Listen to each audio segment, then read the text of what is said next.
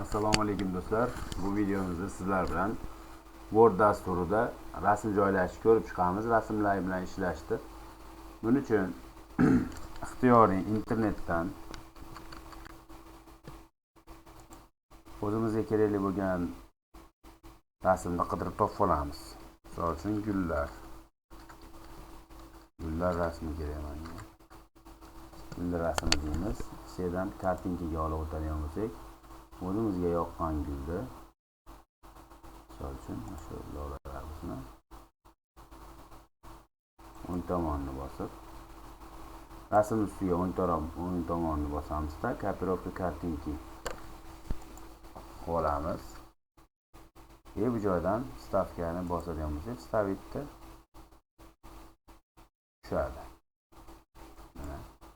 Faqat e'tibor bersangiz, rasmimni aqabaqa surish imkoniyati yo'q. Buning uchun 2 marta chap tarafini bosaman.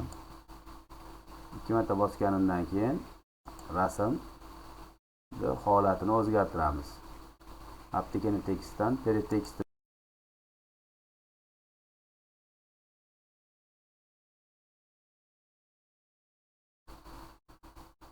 aptekani tekstdan tanlab olganimizdan keyin teletekstni qilib mana shu holatda bemalol rasmni surib, katta kichik qilib o'zgartirish imkoniyati bo'ladi. Bu birinchi suydi. Keyingi holatda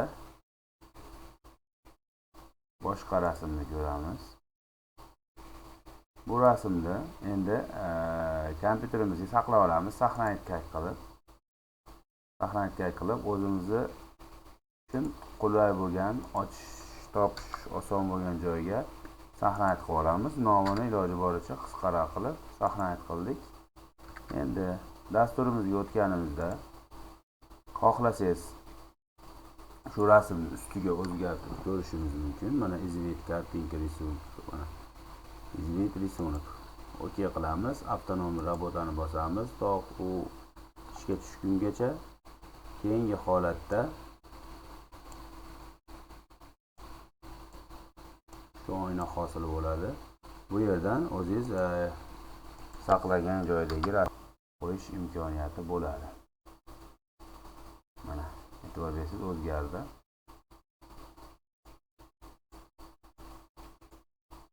Endi rasmlar bilan ishlaganda 2 marta chap tarafi bosiladi.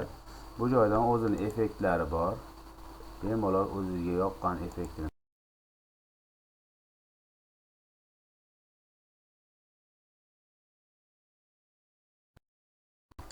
tanlab o'zgartirishimiz mumkin bo'ladi.